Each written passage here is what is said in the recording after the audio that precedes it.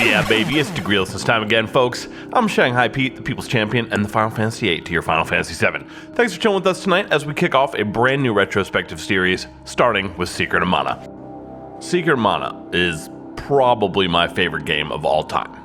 Now, is it the game that I've played the most? No. Is it the game that's designed the best out of all my, let's say, top 10 games? No. Is it even the game that I think has the best gameplay? Probably not, no. But it's the game that, for me, is just the most fun. It's the one that hits me hardest in the feels.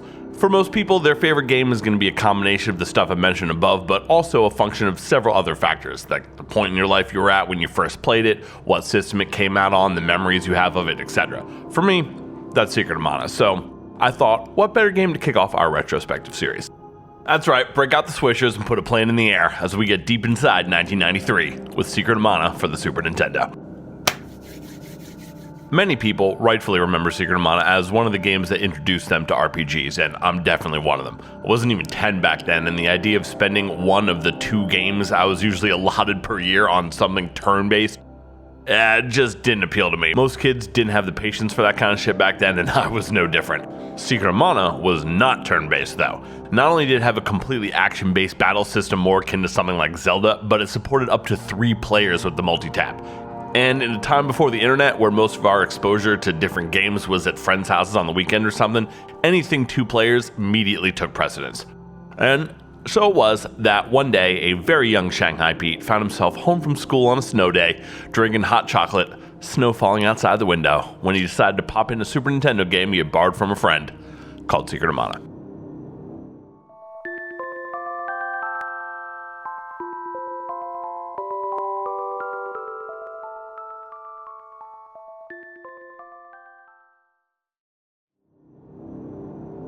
Originally conceived for the Nintendo PlayStation, yes really, the ill-fated CD-ROM add-on for the SNES, the project that began life titled Maru Island was initially planned to be a much larger game. Once it became clear just how ill-fated the Nintendo PlayStation was, however, plans had to be scrapped and the scope of the game was drastically reduced. Fortunately, there was a happily ever after, as what was initially planned to be just 1 game ended up being 2, Chrono Trigger and Secret of Mana. Many art assets as well as character designs done by Akira Toriyama and entire concepts like time travel ended up in Chrono Trigger, while the simpler story beats, multiplayer, and action-based combat went to Secret of Mana. To head the project, the creator of the Seiken Densetsu series, Koichi Ishii, was brought in. For those of you that don't know, the Seiken Densetsu series actually started with a game called Shinyaku Seiken Densetsu for Game Boy, simply called Final Fantasy Adventure when they brought it to the States. That's why Trials of Mana originally was called Seiken Densetsu 3 on SNES, because Secret of Mana actually Seiken Densetsu 2. But since the Seiken brand didn't exist in the States, they were all renamed, and thus the Mana series began.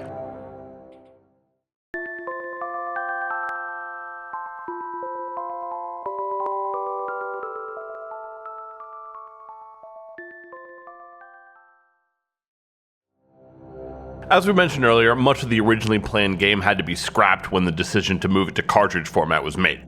Unfortunately, that included, among other things, the comprehensibility of the story. There's whole parts of the quote-unquote story, if you can call it that straight up make 0 sense and are never explained. Sections that pop up out of nowhere, seemingly linked to nothing that disappear just as quickly, or entire dungeons and areas that are related literally by nothing more than like a single line of dialogue.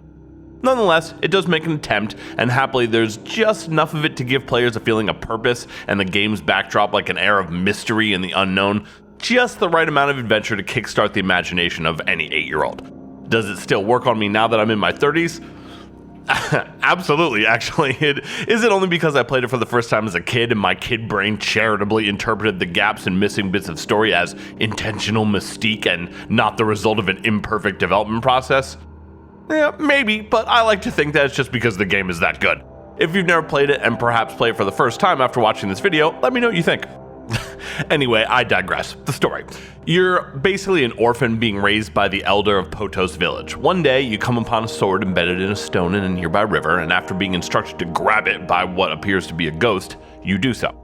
Upon your return to the village, you find out grabbing the sword has inadvertently caused monsters to start appearing and attacking the village. Naturally, after being instructed to head to the water palace by some rando named Gemma that pops up, they throw you the fuck out. Having nothing better to do, you link with Gemma at the Water Palace, who feeds you some cryptic shit about the sword being the mana sword, and then it needs to be recharged so you can ensure that the Mana Fortress isn't revived by the Empire. Whoever that is, it's never really defined, and you're left to infer that since they're called the Empire, well, they must be bad. Anyway, this necessitates you heading to all 8 of the world's palaces and using the mana seeds that they contain to recharge the sword. And since only the person that pulled the sword free can power it up, well, that means it has to be you that does it. Convenient? Yeah. Super original? Not exactly, but it gives you all the motivation you need to go out on a grand adventure, and for the most part it actually makes sense in the context of the game world, which is more than I can say for hundreds of other RPGs, modern and otherwise. So for our purposes here, it's just about perfect. It's a Super Nintendo game. Over the course of your journey, you link up with an amnesiac sprite who plays the role of your magic user, and a rebellious girl who's run away from her king daddy to go find her man, who naturally is your healer. There's some chatter between your party a little bit, but the only real dialogue is from NPCs, and the girl and the sprite only speak up enough to give you the vague impression that the sprite is probably a kind of mischievous little prick, and the girl is a haughty, headstrong ballbuster.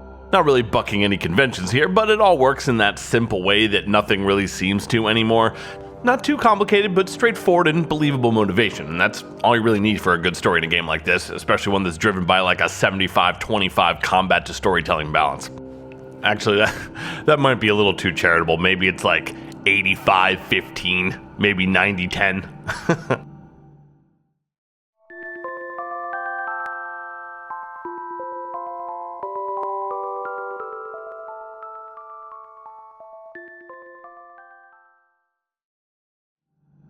Moving on, let's get into gameplay a little bit. And I'm just going to say it. Secret of Mana is a game that is broken as fuck. The combat system is broken, the hit detection is broken, and the magic system can easily be spammed. The item use queuing is broken. Fuck, even the story is broken. Fortunately, though, it's broken in a 90s Super Nintendo kind of way, which means that while there may be some bits of annoyance or frustration from time to time, the overall experience is largely unharmed and remains charming and fun, partially because of the brokenness, as opposed to broken in the modern way, which tends to make playing games feel more like an exercise in misery tolerance than an experience you'd willingly pay for. The primary gameplay loop in Secret of Mana is your standard Zelda-style semi-isometric run around and whack enemies type shit you've seen 1,000 times before. But with the addition of the ring menu system, which, though adds a nice unique functionality, brings its own problems, but more on that later. What makes Secret of Mana more engaging, or more infuriating, depending on what you find fun, than your average Zelda or ARPG clone, is the stamina system. Whenever you trigger a melee attack, you gotta wait for your stamina to recharge back to 100% before swinging again. You can swing before 100%, but it does next to 0 damage. It's a subtle mechanic, but it causes you to take up the satisfying rhythm of weaving in and out of melee range with your targets metronomically with the rise and falling of the stamina gauge.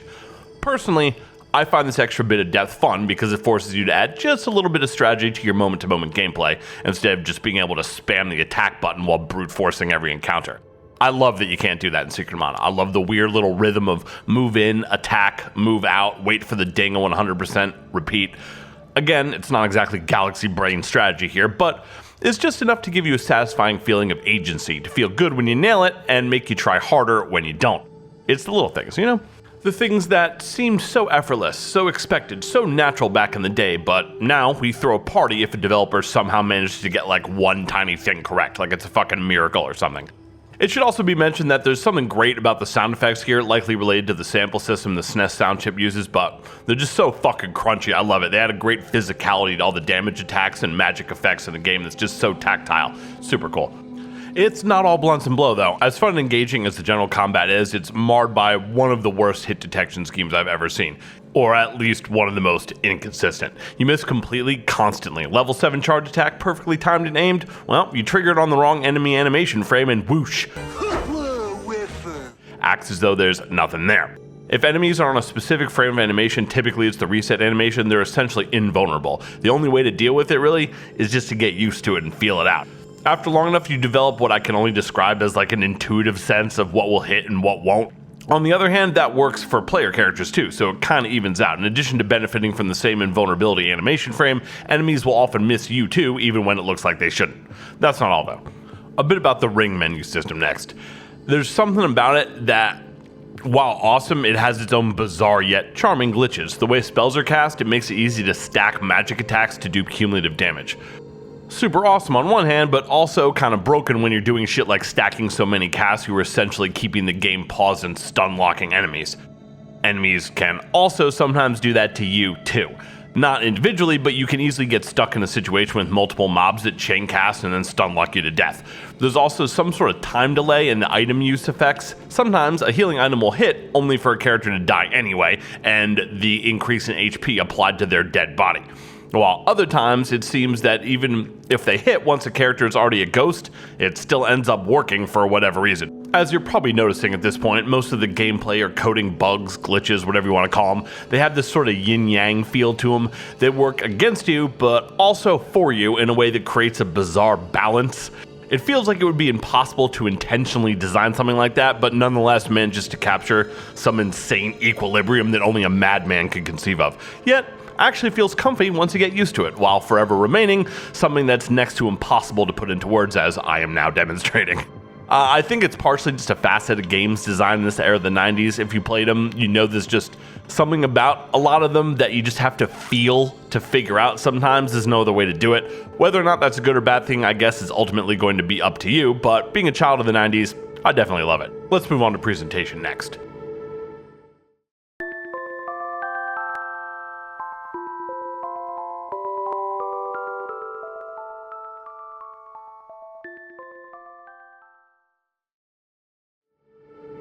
First thing about the presentation in this game, the music by Hiroki Kikuta. What the fuck? If you haven't heard it, you need to go check it the fuck out. I put a link to the soundtrack in the description box down below. If you thought the Chrono Trigger soundtrack was cold, you'll lose your shit at the Secret of Mana soundtrack. It's got everything. Sweeping epic string pieces, inspiring and hopeful ballads, dark and creepy emo piano arrangements, even straight up bangers. There's just no two ways about it. The Mana soundtrack fucking slaps, y'all. You need to get on that shit. This is a game where the music is utterly inextricable from the larger experience, kind of like Mega Man in a way. This game simply does not feel the same without the music. There's something about how the artwork and sprites combine with this storybook feeling music that create just such an immersive atmosphere that, for lack of a better word, it really feels magical, really like you're playing a fairy tale. It's fucking incredible. I actually almost ruined the Kakara Desert Town theme for myself back when I was managing that GameStop by foolishly setting it to be my ringtone. If any of you have ever managed any sort of retail operation before, you know what a mistake that was. As a retail manager, your phone becomes your worst nightmare. And that's because the moment you take over a store, it rings the fuck off the hook. And whenever it rings, it is always, without fail, a nightmare. Some idiot at your store begging for help because they fucked up or something else is just fucked up. You begin associating the sound of your phone ringing with impending misery. And thus, I started hating the sound of the Kakara Desert theme. Don't make that mistake, geez. Be wiser than me. By the way, I also made that mistake with the Flashman theme from Mega Man 2 before I learned my lesson. I'm so dumb.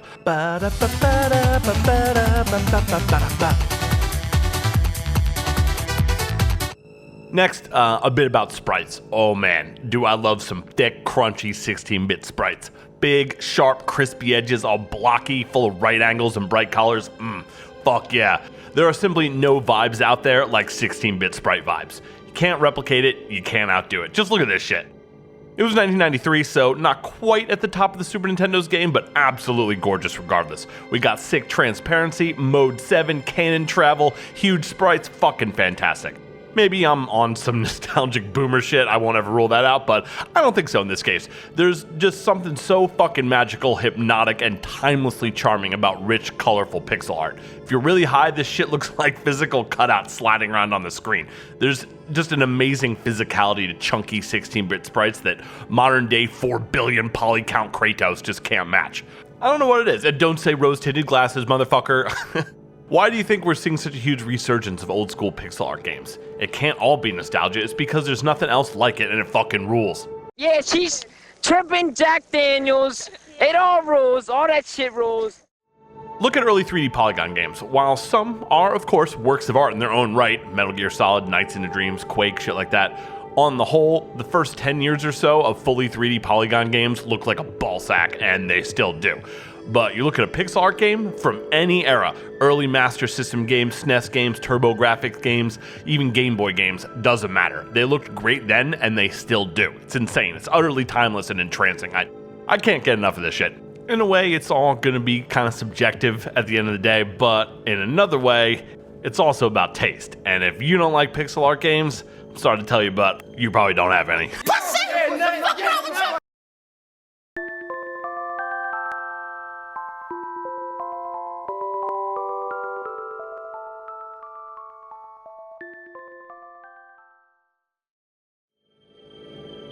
Alright, up next, systems. We've already discussed the stamina and combat systems a bit, but I think there's a little more depth and fun to be had here that I want to get into. One, because I think they're fairly unique in their own right, especially for their era, but also because I do think that in their own way they're very well designed. There's a lot of fun to be had here in addition to an amount of depth that's very approachable, quick to understand but requiring a significant time investment to max out, which I would argue is a desirable feature not just in any standard RPG or JRPG, but doubly so in an action RPG, as games in that genre tend to run a little bit shorter than the 40-hour average of the others.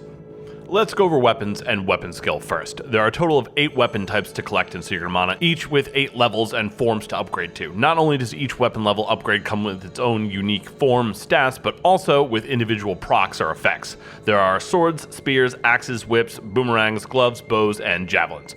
For example, the level 1 sword, Rusty Sword, has no effects or procs and only gives a base +3 to attack. But forge it to level 5, it becomes Excalibur, offering not only +20 attack, but it also does extra damage to evil and undead enemy types. Forged to level 7, it becomes the Gaga Sword, +44 attack and bonus strength +10. The axe, on the other hand, cuts through certain map objects, and the whip allows you to swing across small gaps. At level 6, the javelin becomes the Imp's Fork and has a chance to balloon enemies. A level 3 glove becomes the Moogle Claw and can proc sleep on mobs. You get the idea. Pretty sick, right? To upgrade a weapon, you have to forge it, and the first thing you need is a weapon orb of that weapon type. Weapon orbs are dropped by bosses, but can also be found just chilling in certain areas of the world. Once you have an appropriate weapon orb, say a whip's orb, you can take them to Watts, the dwarven blacksmith, who always looks like he's had a long night. Watts will then forge it into its next form. This is dope because it adds an extra dimension to the weapon system and makes them feel a little bit more epic. While you may buy all the rest of your character's gear at shops like you would expect, weapons need to always be brought back to Watts to forge and upgrade. But even after forging a weapon to its next level, you can still do more. This is where weapon skill comes into play. In addition to your standard melee attack, all characters have a second, more powerful charge attack, accomplished by holding down the attack button until the power bar charges up, equal to the level of your skill with whatever you're using. So let's say you've got a level 4 axe. Great. It's called the Battle Axe now, gives you +23 attack, does extra damage to fish and plant type enemies. Awesome. You get all those benefits in combat immediately, but your charge attack level is only equal to your weapon skill level. So while you may be using a level 4 axe, if you want to use a level 4 charge attack with it, which all have their own unique animations as well, totally sick, you need to level it up. It takes about 100 or so kills with a weapon for a character to level their skill up. All characters can use all weapons, so you can level all 8 weapons up to their max level with all 3 characters. You don't have to do this though, but it's a lot of fun and an engaging thing to consistently work on throughout your playthrough, especially if you're playing multiplayer. Always making sure to maximize all 3 characters' levels with whatever weapons they have access to throughout the course of the game is a great mechanic. And like I said, it's optional to do it. If it was mandatory, that would then all of a sudden turn a fun optional gameplay diversion into a required slog. But it's not. You only do it if you want to. The magic system works much the same way. You unlock different schools of magic as you clear the world's palaces and get the power of the mana seeds they contain. Salamando's fire magic from the fire palace, Undyne and cure magic from the water palace, etc. You get the idea. While there's no upgrade forge system like with weapons, each character's skill with each type of magic can get experience and level up. Level 4 fireball obviously would do more damage than level 2. Cure water level 3 does more healing than cure water level 1. Nothing super complicated here, but adding a leveling system to Magic encourages you to swap the player character frequently so you don't only play one of them. You can if you want to, of course, but this is a great way to nudge people into engaging with the other playable characters. Whether you want to max out the sprite's fire magic early on or power level the girl's cure spells, this system, simple as it may be, remains an elegant way to add a little bit of party management to a multiplayer action RPG, a genre that typically doesn't handle that kind of thing well if it attempts it at all. And perhaps even more importantly to some people, it allows you to power level and break the game that way if you want to do that.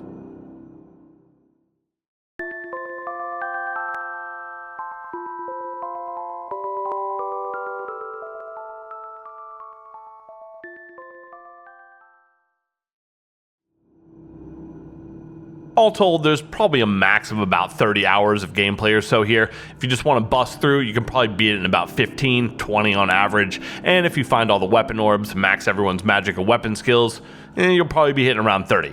That's awesome for an action RPG, especially one with the depth of Secret of Mana. As you play through it, it'll become pretty obvious where things were cut out. The whole Sage Jock section is obviously a placeholder to slow you down, and there's whole subplots like the Spy in the Republic that seemingly come out of nowhere and never really get resolved or elaborated on. In my personal opinion, this all just kind of adds to the quirk and charm of Secret of Mana, but if you're looking for a super polished, sweeping emotional opus, this ain't it, baby. Mana is charming, simple, storybook fun that's easy for anyone to pick up and play with you, and typifies this kind of magical era in gaming history. It also is a fucking dense, candy-colored 16-bit enigma whose unfathomable depth may transfix you, and to this day is still driving some people to madness in their attempts to finally figure the fuck out.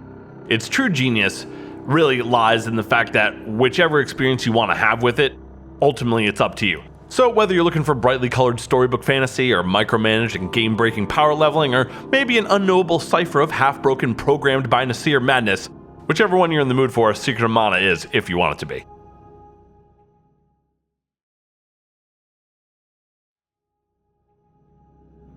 Hell yeah, that's our show. Thank you so much for watching. We love you today. We love you all the way. I hope you guys enjoyed this as much as I did. I fucking love this game. And if you haven't played it yet and enjoyed JRPGs, I can't recommend it enough. It might make you feel insane, but I promise you'll fucking love it. Woke up, smoke up, blunt, then I pass out. Woke up, what up, smoke up, blunt, then I'm back down.